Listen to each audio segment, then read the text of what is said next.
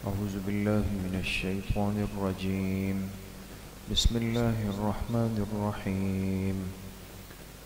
إن الذين يتلون كتاب الله وأقاموا الصلاة وأنفقوا مما رزقناهم سرا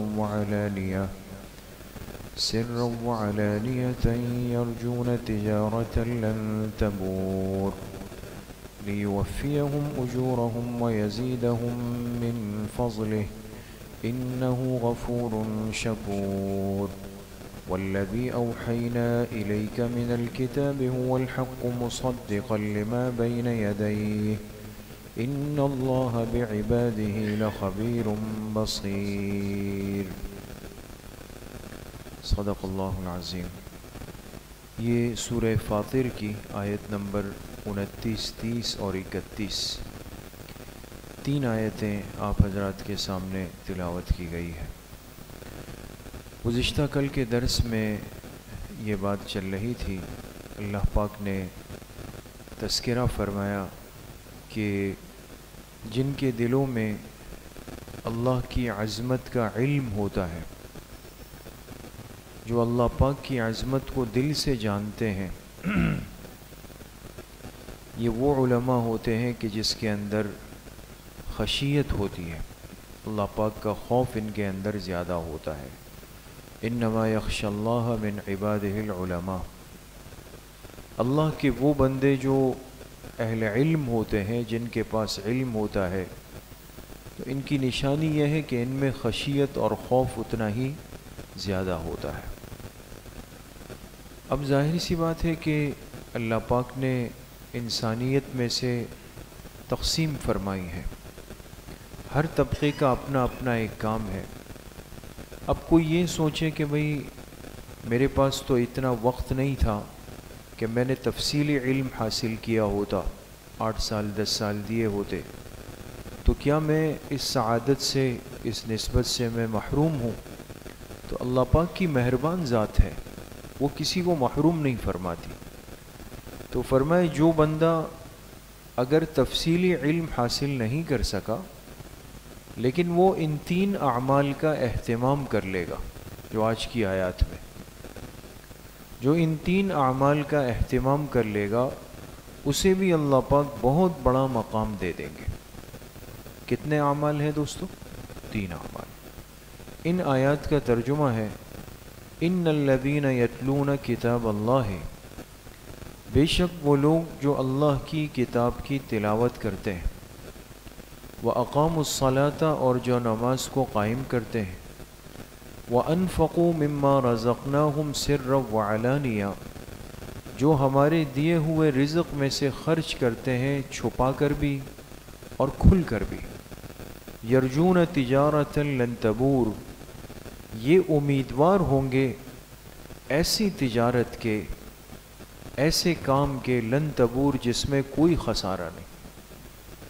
لیوفیہم اجورہم ویزیدہم من فضلہ ایسے لوگوں کو اللہ پاک قیامت کے دن ان کا پورا پورا بدلہ دیں گے اور اپنے فضل سے اس میں اضافہ بھی فرمائیں گے. انہ غفور شکور بے شک اللہ کی ذات بخشنے والی اور قدردان ذات ہے. والذی اوحینا الیک من الکتاب هو الحق اور اے میرے حبیب صلی اللہ علیہ وسلم، ہم نے آپ پر جو اپنی کتاب کی وحی کی، یہ کتاب برحق ہے. مصدقا لما بین یدی اور سابقہ کتابوں کی تصدیق کرنے والی ہے. ان اللہ بعبادہ لخبیر بصیر بے شک اللہ پاک اپنے بندوں سے باخبر بھی ہے اور دیکھ بھی رہے ہیں. تو ان آیات میں اللہ پاک نے ان 3 اعمال کا ذکر کیا کہ جس کے نتیجے میں ہر بندہ اللہ پاک کے ساتھ ایک ایسی تجارت کا معاملہ کر لیتا ہے کہ جس تجارت میں اللہ پاک فرما رہے ہیں لن تبور کوئی خسارہ ہی نہیں، کوئی نقصان نہیں، کوئی گھاٹا نہیں. دنیا میں انسان جتنی بھی تجارت کرتا ہے اس پر کوئی بھی حالت کسی بھی وقت آ سکتی ہے. دیکھیں نا، ایک انسان اچھا خاصا ترتیب میں اور مانا ہوا تاجر ہوتا ہے، مارکیٹ میں اس کا نام چل رہا ہوتا ہے اور اس پر کبھی کوئی تکلیف پریشانی نہیں آئی ہوتی، لیکن ایسا ہو سکتا ہے اور ایسا ہو بھی جاتا ہے کہ ایک دم ترتیب الٹ جاتی، سرکل گھوم جاتا ہے اور انسان کے بہت سارے معاملات الجھ جاتے ہیں، پھنس جاتے ہیں، کہیں سے پیمنٹیں آنی ہوتی ہے، ایک دم کوئی ایسا قانون بنا، اصول بنا، حالات بنے، سب چیزیں الجھ جاتی ہیں۔ آپ حضرات جانتے ہیں ہم سے زیادہ ان چیزوں کو۔ تو دنیا کی تجارت چاہے وہ کتنی بھی ترتیب پر ہو اور کتنی بھی محنت کے ساتھ ہو، اس میں آج تک کوئی نہیں کہہ سکا کہ جی ایسا نہیں ہوگا کہ میں کبھی خسارے میں آ جاؤں، آ سکتا ہے۔ لیکن ایک تجارت یہ بندہ اللہ کے ساتھ کرتا ہے جس کے بارے میں فرمایا کہ اس میں کوئی خسارہ نہیں، لن تبور، اور وہ بندہ وہ ہے جو اس زندگی میں 3 باتوں کا اہتمام کر لے۔ سب سے پہلی بات فرمائی ان الذین یتلون کتاب اللہ، جو اللہ کی کتاب یعنی قرآن کریم کی تلاوت کرتے ہیں۔ تلاوت قرآن کریم چونکہ عام عمل نہیں، یہ بہت بڑا عمل ہے، بڑا قیمتی عمل ہے اور اللہ سے قریب کرنے والا عمل ہے۔ جب بندہ اس عمل کے اندر لگ جاتا ہے، وَأَقَامُوا الصَّلَاةَ، اور پھر نمازوں کا اہتمام کرنے لگ جائے، اہتمام۔ حضرت شیخ الہند رحمۃ اللہ علیہ نے ترجمہ کیا بڑا عجیب، وَأَقَامُوا الصَّلَاةَ، اور جو اپنی نمازوں کو سیدھا کر لے گا۔ سیدھا کرنا جانتے ہیں نا؟ انسان جب کسی کو کہتے بھئی اپنے معاملات کو سیدھا کر لو، اب لفظ سیدھے میں سب چیزیں آ جاتی، انسان پاک صاف ہو جائے، سیدھا ہو جائے۔ کیا مطلب؟ اب ادھر ادھر کے چور راستے، چور دروازے نہیں ڈھونڈے گا، وہ معاملات کا سیدھا ہوگا۔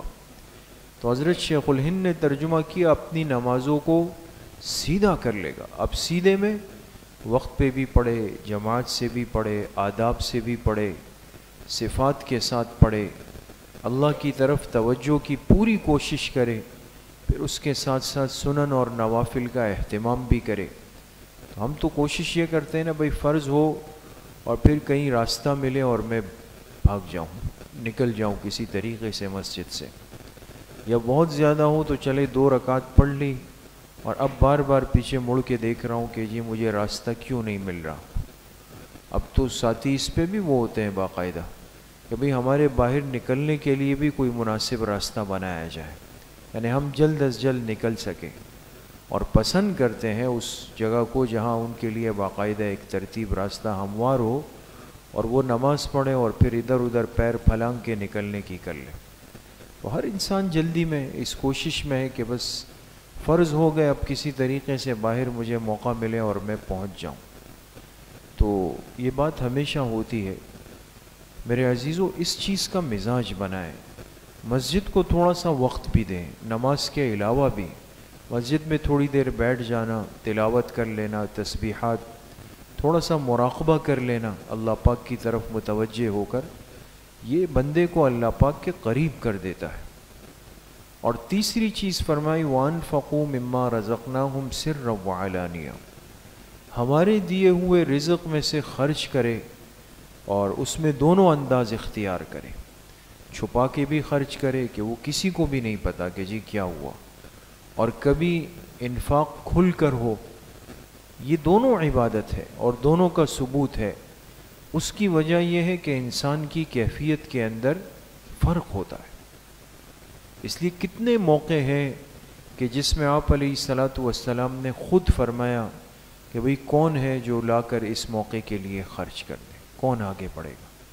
پھر جو پہلے آگے آتا تھا آپ علیہ الصلاۃ والسلام اس کو دعا بھی دیتے تھے، اس کے لیے خوش ہو جاتے تھے کہ بھئی اس نے ہمت کی۔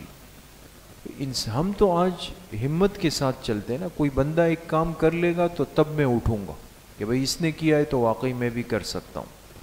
انسان کے اندر فرق ہوتا ہے دوستو، ہر آدمی انفاق خفی نہیں کر سکتا، اس کے لیے بڑا جگرا چاہیے ہوتا ہے۔ تو انسان کبھی وہ بھی کر لے اور کبھی انسان جہرن بھی کر لے۔ بعض دفعہ کیا ہوتا ہے ہم اپنے آپ کو تسلی دے رہے ہوتے ہیں کہ یار میں وہ آدمی ہوں جو سب کام چھپا کے کر سکتا ہوں، تو وہ اس وقت تو عمل کر لیا چھپا کے، بہت غور سے سنیے گا دوست، اس وقت تو کر لیا، لیکن بعد میں کیا ہوتا ہے کہ شیطان کہیں نہ کہیں سے گھماتا پھراتا ہے، اس کے 4 دن بعد، 8 دن بعد، 15 دن بعد، 1 ہفتے بعد، مہینوں بعد کہیں نہ کہیں انسان کسی کے سامنے وہ پیٹ اندر سے تنگ کر رہا ہوتا ہے، بھئی یہ تو کیا ہوا بھائی، اتنی آپ نے محنت بھی کی، کام بھی نہیں بنا، تو چلو وہاں نہیں، کسی اور کے سامنے میں بول دوں گا، کہوں گا وہ بس تھوڑا کر لیا تھا، تو کام کر دیا شیطان نے۔ اسی لیے دیکھیں نا، شریعت نے ایسا راستہ رکھا کہ اس انسان پر ذہنی بوجھ نہ آئے، کہیں یہ کھل کے بھی انفاق کر دے گا تو وہ ذہن کا بوجھ اتر جائے گا، پریشان نہیں گھومے گا، اور کہیں پھر اخفاء کے ساتھ دونوں چیزیں ساتھ چلتی رہیں گی تو بیلنس رہے گا، ایک توازن یہاں پر قائم رہے گا۔ تو بعض دفعہ آپ کے دینے سے 10 آدمیوں کو ہمت ہو جائے گی دینے کی، کام بن جائے گا۔ تو جو ان 3 اعمال کا اہتمام کر لے گا، فرمایا یہ ایسی تجارت کے امیدوار ہو جاتے ہیں کہ جس میں کوئی خسارہ نہیں، چونکہ معاملہ اللہ سے ہوا تو اللہ پاک پھر کیا کریں گے، لِيُوَفِّيَهُمْ أُجُورَهُمْ، ایک تو ان کا اجر ان کو بالکل پورا کر کے دے دیں گے، اور اللہ کے ہاں اجر کا ضابطہ تو الگ ہے نا، وہ من جاء بالحسنۃ فلہ 10 امثالها، کہ ایک نیکی پر کم سے کم کتنا اجر ہے، 10 گنا، 10 گنا، کم سے کم 10 گنا، زیادہ سے زیادہ کتنا ہے، اس میں محدثین کی 2 رائے ہیں۔ ایک طبقہ محدثین کا کہتا ہے کہ زیادہ سے زیادہ اجر 700 گنا ہے، 700 گنا، اور وہ بھی سورہ بقرہ کی آیت سے ثابت کرتے ہیں۔ دوسرا طبقہ کہتا ہے کہ نہیں، زیادہ سے زیادہ کی کوئی حد اللہ پاک نے متعین نہیں فرمائی، وہ اللہ کی شان کے مطابق ہے کہ وہ کتنا دیا جائے گا، کم کی تو حد ہے، زیادہ کی کوئی حد، لیکن اگر 700 گنا بھی ہو اور وہ اللہ پاک کے ہاں سے ہو اور وہ جنت میں ہو، وہ کتنا ہوگا وہ بھی ہم نہیں سوچ سکتے۔ بات سمجھ گئے دوست؟ ایک تو اللہ پاک نے فرمایا یہ دوں گا، آگے فرمایا وَيَزِيدَهُم مِّن فَضْلِهِ، اور اپنے فضل سے اس میں اضافہ بھی کروں گا، کچھ فضل سے اضافہ بھی ہوگا۔ اب یہ اضافہ کتنا ہے، کیسا ہوگا، کس شکل میں ہوگا اور کیسے دیا جائے گا، یہ کچھ نہیں پتا، لیکن ایک روایت بڑی عجیب ہے دوست، جو یہاں تفسیروں میں نقل کی، عبداللہ ابن مسعود رضی اللہ عنہ کی، یہ بڑی اہم روایت ہے۔ وَيَزِيدَهُم مِّن فَضْلِ، اللہ اپنے فضل سے اضافہ کر دیں گے۔ اب یہ اضافے کی ایک شکل کیا ہوگی، عبداللہ ابن مسعود رضی اللہ عنہ فرماتے ہیں کہ جناب نبی کریم صلی اللہ علیہ وسلم نے فرمایا کہ قیامت کے دن اس بندے کو جس نے ان 3 اعمال کا اہتمام کیا ہوگا، تلاوت قرآن پاک، نماز کا قیام اور انفاق فی سبیل اللہ، اس کو اس کا اجر دے دیا جائے گا، اور پھر اللہ فرمائیں گے کہ دیکھو میں نے کہا تھا وَيَزِيدَهُم مِّن فَضْلِ، میں اپنے فضل سے کچھ اور بھی دوں گا۔ تو اب وہ کس شکل میں دیا جائے گا کہ اس بندے کو اللہ پاک اجازت دے دیں گے، یہ اپنے ایک ایسے ساتھی کی سفارش کر سکے گا جس کے لیے جہنم کا فیصلہ ہو چکا ہو۔ وہ تو ہم سنتے ہیں نا، حافظ کے لیے ہے اور مختلف ان کے، اس بندے کے لیے بھی فرمایا کہ اس کو اللہ پاک اجازت دے دیں گے کہ یہ ایک ایسے متعلق کی سفارش کرے گا کہ جس کے لیے جہنم واجب ہو چکی ہو، اور اس کے بعد روایت میں کیا ہے کہ یہ اللہ پاک اس کے ذہن میں کیا ڈالیں گے کہ یہ اس ساتھی کی سفارش کر دے گا کہ جس نے زندگی میں اس کے ساتھ کوئی احسان کا معاملہ کیا ہو۔ اب زندگی میں احسان کیا لیکن بیچارہ پھنس گیا کسی گناہ میں، کسی معاملے میں، جہنم جا رہا ہوگا، اس کو اللہ پاک اجازت دے دیں گے اور یہ اس کا ہاتھ پکڑ لے گا، اللہ پاک سے سفارش کر دے گا، جہنم سے بچ کے جنت میں چلا جائے گا۔ دیکھیں دونوں طرف کی بات کو آپ لے لیں، ایک کسی کے ساتھ احسان کا موقع ملے اور آپ کر سکتے ہوں، اس میں انسان تاخیر نہ کرے، یہ وہ عمل ہے جو اس مصیبت سے بچا لے گا کہ جو میں اور آپ سوچ بھی نہیں سکتے دوستوں۔ قیامت کے دن کوئی پھنس جائے، اللہ ہم سب کی حفاظت فرمائے، اور وہاں کسی پر احسان دنیا میں کیا تھا اس کو یاد آ جائے گا، کام ہو جائے گا دوست۔ تو آج کتنے موقع اس دنیا میں ہوتے ہیں اور آپ کو سہولت ہے، وسعت ہے، ایک چھوٹا سا کام ہوگا، ایک چھوٹا سا عمل ہوگا، لیکن آپ کے بس کی بات ہوگی دوستو، آپ کر سکتے ہیں، اللہ نے آپ کو وسعت دی ہوگی، آپ کے 1000-1200 روپے اس کی ضرورت کے کام آ جائیں گے، وہ اپنا کام کر لے گا، آپ اس کے محسن بن گئے ظاہری طور پہ۔ اب اس نے کتنی دعائیں آپ کو دی ہوں گی، اور قیامت میں آپ نظر آ گئے اس کو، میں نظر آ گیا اس کو، اور وہ چھوٹا سا احسان ہوگا اس کو یاد آ جائے گا، کام ہو جائے گا۔ تو ایک تو دنیا میں انسان کسی پر احسان کا موقع آئے اور کر سکتا ہو، کر لے، قیامت کے دن بڑا فائدہ مند ہو جائے گا۔ اور دوسری بات یہ ہے کہ اس کے ساتھ ساتھ کہ انسان ان 3 اعمال کا اہتمام کرے، تلاوت کی پابندی کرے، روز کرے۔ دیکھیں ہمارے ہاں جو سلسلے کی مجلس ہوتی ہے ہر مہینے کی پہلی اتوار کو، اس میں ایک بات ہمارے بڑوں نے عرض کی جو ہم ساتھیوں سے ذکر کرتے ہیں کہ بھئی تلاوت اس کام کی بنیاد ہے، تصوف، تزکیہ، اصلاح نفس بنیاد ہے۔ تلاوت روز کرے، کم کرے، روز کرے۔ اگر ضروری نہیں کہ انسان ایک پارہ تلاوت روز کر بھی سکے، افضل تو یہ کہ ایک پارہ روز ہو، نہیں ہو تو آدھا پارہ، نہیں ہو ایک پاؤ، نہیں ہو ہمارے حضرت شیخ پیر ذوالفقار صاحب دامت برکاتہم فرماتے ہیں ایک صفحہ تلاوت کرے، روز کرے، تلاوت نہیں چھوڑنی، یہ بہت بڑا عمل ہے۔ اس کی حیثیت ایسی ہے جیسے گاڑی کا پیٹرول ہوتا ہے دوست، بہت قیمتی گاڑی ہو لیکن پیٹرول نہیں ہے تو وہ کس کام کی، وہ تو کھڑی ہوئی۔ تلاوت کی حیثیت ایسی ہے دوست۔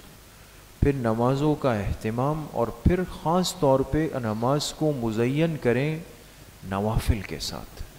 آج یہ مزاج بہت کم ہوتا چلا جا رہا ہے، دن بدن کم ہو رہا ہے، پہلے تو تھا اب نہیں، اب بہت کم ہوتا ہے کہ بھئی اشراق، چاشت، اوابین اور رات کی تہجد، یہ 4 نوافل ہیں نا ہمارے پاس، اشراق، چاشت، اوابین اور رات کے تہجد، یہ 4 جو اضافی نوافل دیے گئے یہ بڑے بڑے خوشبودار نوافل ہیں، اس سے آپ معطر ہو جائیں گے دوست، اور مشکل کوئی نہیں، بلکہ اتنی آسانی کی فقہا نے لکھا کہ جو آدمی مصروف ہے وہ اشراق اور چاشت کے نوافل ایک ساتھ بھی پڑھ سکتا ہے، ورنہ افضل تو یہ ہے کہ اشراق کے الگ پڑھ لیں، چاشت کے بعد میں الگ پڑھیں، لیکن مشکل کوئی نہیں۔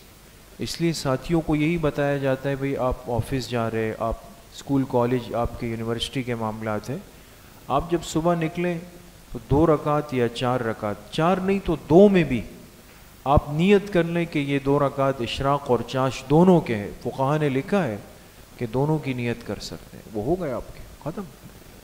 اوابین مغرب کے بعد ہے، کوئی مشکل نہیں، 2 رکعت سنت پڑھیں، 2 رکعت نفل عام طور پہ ہر ساتھی پڑھتا ہے، اس کے ساتھ 2 رکعت اور ملا دیں، صرف 2 رکعت، دیکھیں یہ بھی 6 ہو گئی نا، 2 سنت، پھر 2 نفل، پھر 2 نفل۔ تو جو جلدی میں ہو اس میں بھی فقہا نے لکھا کہ یہ 6 رکعتیں بھی اللہ کے فضل سے اوابین بن جاتی، ورنہ ہونا تو یہ چاہیے کہ 2 سنتوں کے بعد مستقل 6 رکعتیں پڑھیں، لیکن اگر ملا کے پڑھ لیا تو کام ہو گیا۔ تہجد افضل یہ ہے کہ رات کے آخری حصے میں پڑھے، لیکن مشکل ہے ہمارے لیے تو تب بھی مسئلہ نہیں۔ کراچی میں اکا دکا لوگ بچے ہوں گے جو 11-12 بجے سے پہلے سوتے ہیں، سب کوئی 12 بجے، کوئی 1 بجے، کوئی 1:30 بجے، ہے نا؟ 12 بجے کے بعد تہجد کا سنت وقت شروع ہو جاتا ہے، سونے سے پہلے وضو کر کے 2 کر کے 4 رکعت، 6 رکعت، 8 رکعت نفل پڑھ لے، تہجد بھی ہوگا۔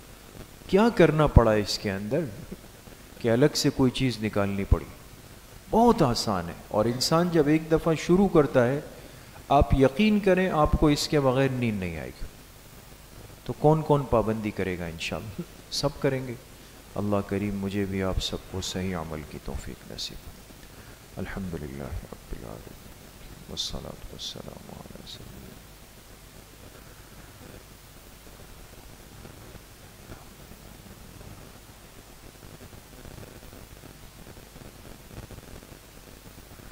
وصلی اللہ وسلم علی نبینا محمد وآلہ وصحبہ اجمعین.